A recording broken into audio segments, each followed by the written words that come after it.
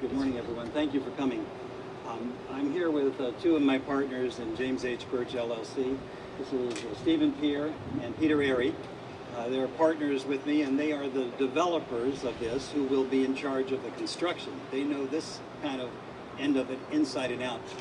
We've done a number of things lately. We announced recently that we're going to offer $500,000 for rehabbing the ferry terminal so that that place can be cleaned up.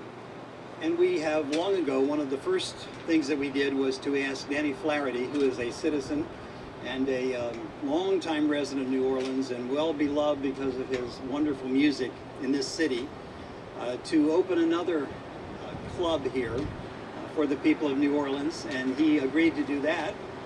He also told me at the time of all the things that he had done here, one of them was that he had written some songs for a monument that is ready to go, a monument to the freedom. And so in talking about that, here we go. The history has unwound, and Danny is here today to tell you about this monument that we're going to bring to this World Trade Center should we get the bid. And Stephen and Peter will have some words in a little bit, but first we just like to ask Danny O'Flaherty to come up and to tell us about this monument and to sing a couple songs in honor of it. Well, thank you so much, and good morning, everyone. This is a great opportunity for me to, that vision I have had for all my life, for folk music, and the vision I brought to New Orleans in 1984, for it to be continued with this wonderful opportunity to Danny O'Flaherty Folk World, which I truly believe in all the countries of the world and all the cultures and in folk music. And so I'm very, very excited for Danny O'Flaherty's Folk World to hopefully with a few prayers in the rosary it will happen, and it will have the Irish and all the other nationalities in folk music presented at this wonderful establishment. Also, I suppose for years I've been involved with many different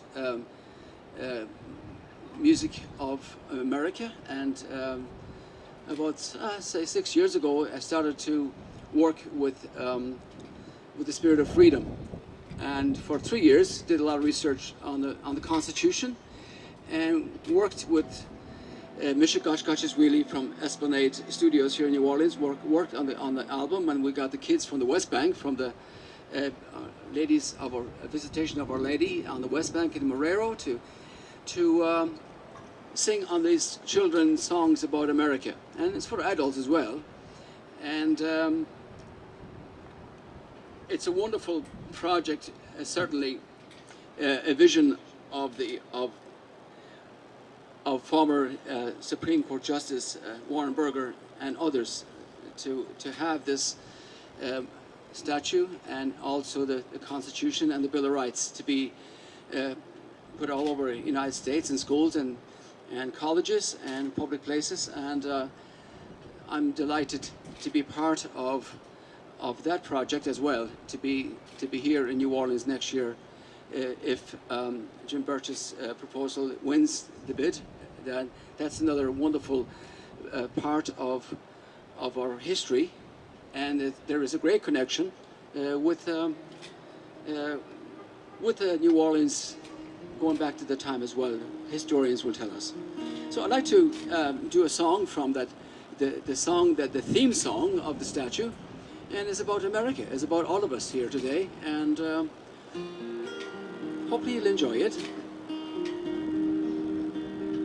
Once upon a time, in a faraway land, kings had all the rights and made slaves of man.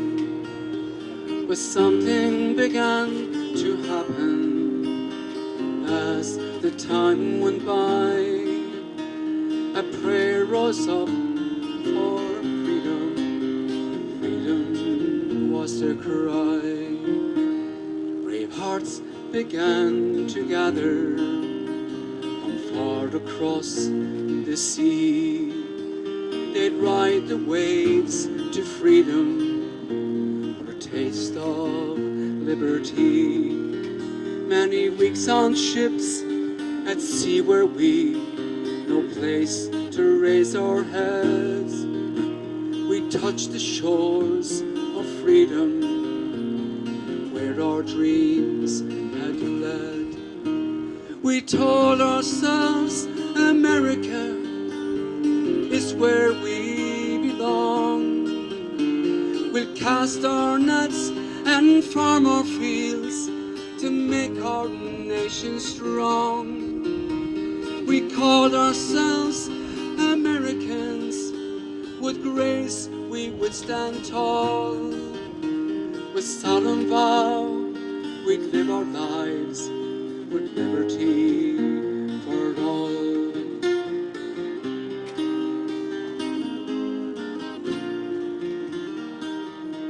With England's chains to bind us, no longer were we free. A call rose up for freedom, a taste for liberty. This new nation would be born amidst the cannon's roar, with Washington to lead them and our country evermore. We told ourselves America is where we belong. We'll cast our nets and farm our fields to make our nation strong. We called ourselves Americans. With grace we would stand tall. With solemn vow we'd live our lives with liberty for all.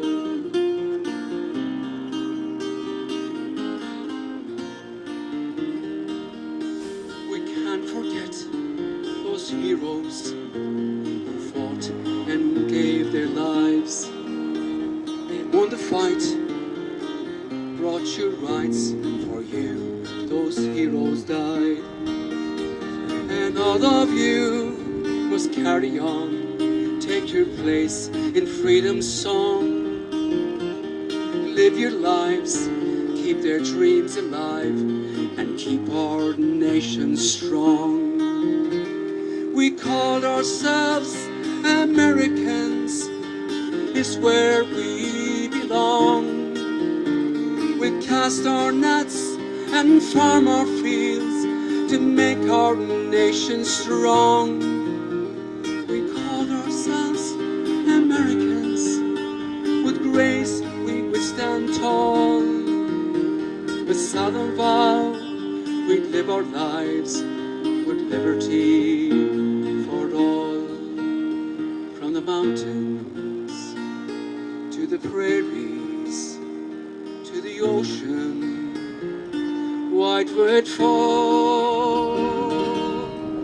God bless America, my home, sweet home.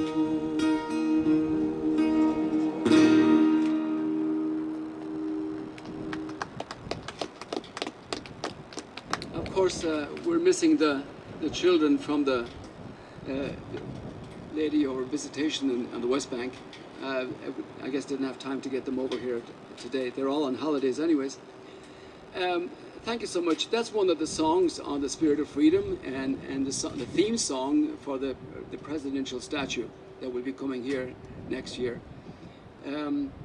Also, I suppose a lot of us musicians from New Orleans, I'm with the local musicians here in New Orleans, and we travel, do a lot of traveling for the past 8 years all over the United States, being an ambassador to New Orleans. And it's amazing when I travel to different cities in the United States. I was in Seattle a couple of years back, and it was a Thursday night concert in Seattle, and I think out of the 100 people in the audience, I think there was about 70 from New Orleans. So I suppose Katrina puts some of those folks in many parts of the United States. But the only good thing I can say about it always is you have to look at the positive thing. the food has become much better all over the country. When you get blackened fish now, it's better than it was before Katrina. But I've written a song about Katrina, many songs, and also I had the Irish television to come to New Orleans to do a documentary in Gaelic, which is my first language, and also in English. And back in Ireland, people in Ireland were interested in what was happening here in New Orleans, and they came over from Ireland, and maybe about 5 weeks after Katrina, and we spent a week together here, going through all the different places and reporting back to Ireland and to Europe about what was happening here in our great city. So wrote an album. I didn't come out with it till a year later because I didn't want to be doing all everybody's, when these things happen, they want everybody to write songs. I wanted to wait, and because I wanted this to be about New Orleans. And this song has become an anthem with all my fans here in New Orleans and my friends. Every time, I'm here almost all the time. I'm here more often than I were in any other city in America at the moment. But please God, next year I'll be here all the time. So yeah, I won't have to travel as much from New Orleans in the future. The old woman in this song is New Orleans herself, and she's telling everybody, come on back. And we've been doing that now for the past 8 years. Come on back, and the magic is still there, and this song has really become sort of an anthem.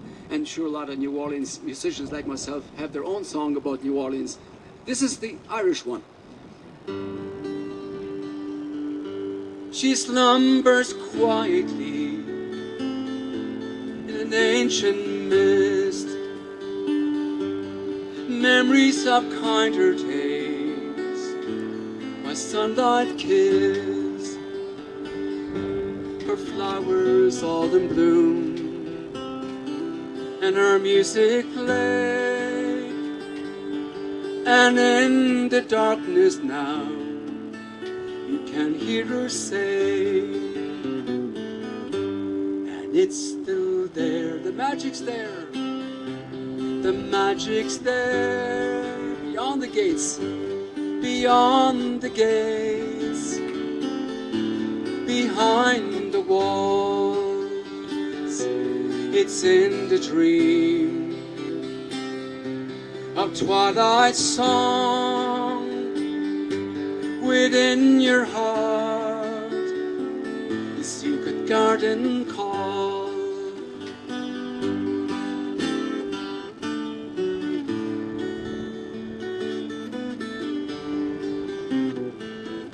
She holds a charm that came from another world, among her alleyways since the flowers swirl. A city lost in time, though her beauty fades, within her quiet dream you can hear her say, and it's still there. That's the chorus, we can sing it. The magic's there, beyond the gates, beyond the gates, behind the walls, behind the walls. It's in the dream, it's in the dream. A twilight song within your heart, within your heart. The secret garden calls, the secret garden calls.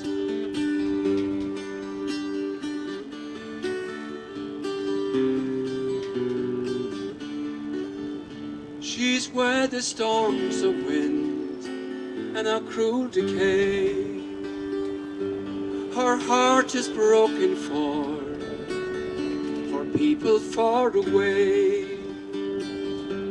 But spring will soon return to the Vieux Carré, and from her garden walls you can hear her say,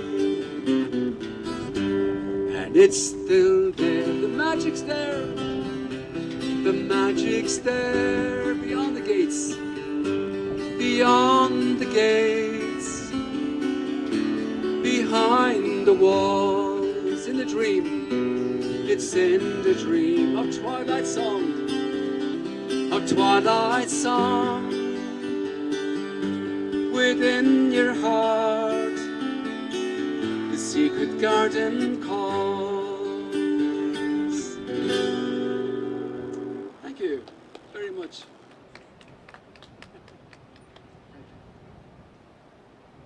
Thanks very much. That's it, except for a period of questions, if you have any. Tell us a little bit about the endeavor that you're trying to get coming to World Trade Center. A little more about that. Certainly. The city, the bid for this property, there are 3 bidders currently, and we're one of them. And this will be plus or minus $200 million redevelopment. The building was designed by Edward Durrell Stone, who's one of the great architects of the country. He was an early modernist in this country. He designed great buildings like the GM building in New York, the Kennedy Center in Washington, D.C., Bush Stadium up in St. Louis, National Geographic Society, really spectacular assets. This building is emblematic of what he designed. You notice the long, tall piers and the verticality to it. That was one of the main themes of the images of his buildings. It was originally designed as an office building. We'll be converting it into a Valencia hotel, apartment space, some office space, and a couple of special uses, many retail uses. We're working with a number of local entertainers and retail operators who will operate retail establishments, restaurants, and clubs in the building. What do you think it would add to the community to have your bid win this? Well, one of the things that we bring is we believe, is that this will enliven this space of the city. Spanish Plaza is a beautiful, beautiful plaza. Unfortunately, it's cut off because of this island that sits closed right in the middle of it. When you enliven the retail space, enliven the ground floor, bring the activities of a hotel into the building, into this plaza, you'll have many more people feeding into Spanish Plaza, coming into the building, and give more opportunities for people who come to Spanish Plaza to also do things like go to the top of the building where we'll have a lookout center and things like that. Do you have a timeline as to when they'll announce the winner? There's a public hearing on July 30th, next Tuesday, and the committee, the selection committee, has indicated that within 2 or 3 weeks after that, they'd hope to come to a decision. One party will be selected hopefully after that, and then negotiate what will be a 99-year lease with the city. One of the key aspects to this, to an endeavor like this, of course, is the financial capability to do it. And Peter and I bring 60 years of development experience between us. We built over 6 million square feet, over $1 billion of assets in our careers. We've worked together on assets for over 20 years in Washington, D.C. and other places. And for this particular project right now, we have one fund who will be able to announce. We should have a letter of commitment from them, or a memorandum of understanding, within a couple of days. And with that, we will have financing for the project to move forward. Say if you guys are chosen, you win the bid, how long will it take, you think, to get the building up and running? Certainly. The construction, the straight construction period for the building a building of this size, there's half the floor still you have to demolish, and there may be asbestos and things like that have to be abated. But you're probably 18 to 20 months of construction. The period before that is really the period with the city to negotiate a lease, finish up some design work, pull permits with the city, get through approvals and things like that. So we think sometime in 2016 the building will be up and operating, and guests will be in it, and people will be living in it again. We have made a couple of special donations in addition to the statue. We have made a commitment of $500,000, which will go to the city to use for the ferry. We haven't designated how that would be used, but that's in addition. And the special part of our lease, we think, from a financial standpoint for the city, in addition to the 2,500 or so jobs that are created, is that we, over the 99 years of the lease, we pay the city a lease payment every year. The total of those payments is $147 million. There is a CPI escalator. If CPI were to go up at 2% a year, that payment would be $388 million. So it's a lot of money that would go to the city, that would go into the general fund of the city. It would be able to be used for the city for any purposes it saw fit. In addition, of course, at the end of 99 years, they own the building again. Can you explain the statue? explain the statue? Yes. So the statue was a statue that was commissioned when Warren Burger was the Chief Justice. Warren Burger was the head of the Bicentennial Commission for the United States, and they commissioned a statue. It was to be put on the White House lawn when Bush won, started his second term, and of course he didn't start his second term, so it wasn't put on the Bush lawn on the White House yard. Because of that, it was then put in storage, and it's been in storage for a number of years. The owners of that, through contacts, one person to another, came to us and said, "We see what you're doing in New Orleans. We think there might be an interesting tie-in between the history of the country and what the statue was designed for, and New Orleans history," and that's the reason it's here. It's a monument, and we felt it would be appropriate in the lobby of the building. Let me give one little clarification here. When we're talking about the letter of commitment for the funding, we have it. We're working with our lender to make sure that everything is more defined. But what we have right now is the commitment that pending getting the lease and the historic tax credits, we've got the funding. That's all you can get. That's all Gatehouse has at this time, because no lender would give any money unless those things are present. So we're right there at a par with those other two. What we offer them is the civic and the public use that we felt very important to the citizens and to inure to greater visits, more tourism. Sorry. How much is the guarantee for the letter? Well, the letters, we do have the letter is in our proposal. So the city requested a $200 million bond letter, and our general contractor on this is a local general contractor, Allen McDonald, and their bonding capability allows them to, and they've already issued to the city the capability to bond a $200 million construction project. Basically, in the real estate development finance business, the construction lender is going to look to see that the general contractor can complete the job in order to provide the loan. And they're going to look for a bond to back that up in case the general contractor didn't perform, and that's the purpose of the bond.